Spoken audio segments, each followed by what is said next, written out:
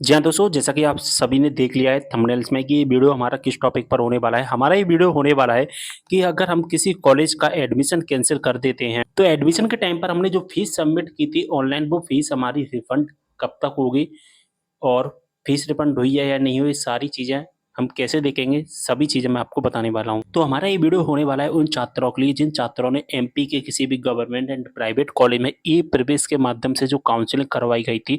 इस ई प्रवेश के माध्यम से अगर आपने मध्य प्रदेश के किसी भी कॉलेज में एडमिशन लिया है, यूजी या पीजी के किसी भी कोर्स में, जैसे कि BA, BCom, BSc, MA, MCom, MSc, LLB, LLM, BLLB जैसे कोर्सेज में अगर आपने एडमिशन लिया है, तो एडमिशन लेने के बाद में आपको पता है कि जब हम एडमिशन कैंसिल करवाते हैं तो वो भी ई प्रवेश की वेबसाइट से ही होता है। आप सभी को पता होगा कि ई प्रवेश की वेबसाइट पे एक लिंक एक्टिवेट किया जाता है ऑनलाइन एडमिशन कैंसिलेशन के नाम से, जैसा कि देख पा रहे हैं।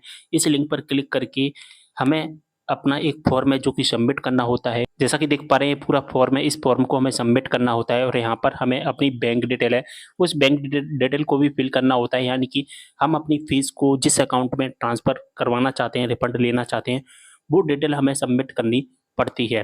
तो हम यहाँ पर क्या करते हैं कि हमने अपनी बैंक डिटेल को फिल की और जो बैंक डिटेल हम फिल करते हैं, इस बैंक डिटेल में होता क्या है कि हमने जो एडमिशन के टाइम पर पेमेंट किया था, अब एडमिशन के टाइम पर आपने कितना पेमेंट किया होगा वो आपको पता होगा। 5,000 रुपये या 5,000 रुपये के आसपास आपने जो भी पेमेंट किया होगा। 2024-25 की हम बात कर रहे हैं, ई प्रीवियस काउंसलिंग स्टूडेंट के बारे में हम बात कर रहे हैं।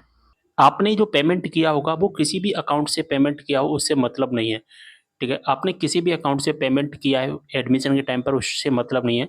अब आपको जो पेमेंट किस अकाउंट में रिफंड लेना है, उस बैंक डिटेल को यहाँ पर फिल करना पड़ता है, ठीक है?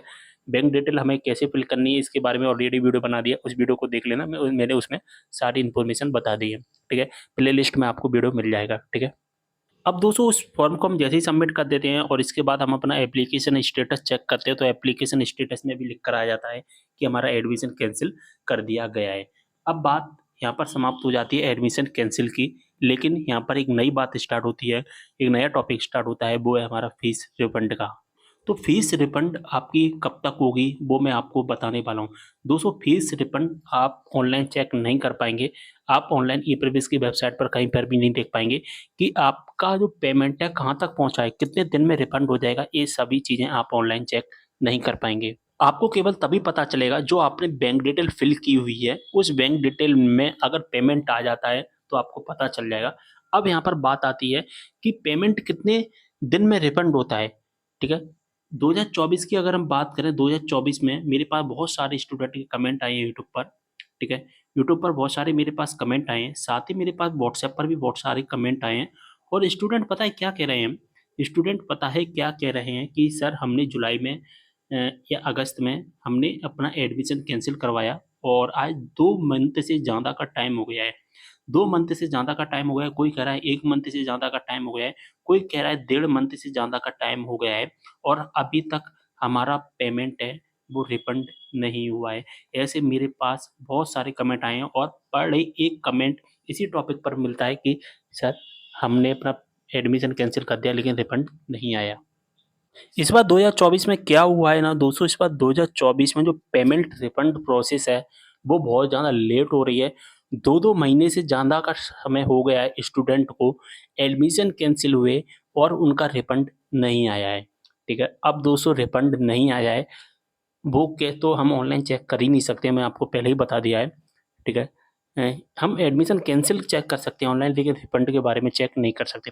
अगर आपका रिफंड नहीं आया है तो आप एक काम कर सकते हैं, आपने जिस कॉलेज का एडमिशन कैंसल करवाया यानी कि जिस कॉलेज में एडमिशन लिया था वहाँ का अगर आपने एडमिशन कैंसल किया है, तो उस कॉलेज में जाकर कॉन्टैक्ट कर लीजिए या जो हायर एजुकेशन डिपार्टमेंट का जो कस्टमर केयर का टोल फ्री नंबर होता है, उस टोल फ्री नंबर पर भी बात कर सकते हैं, ठीक है?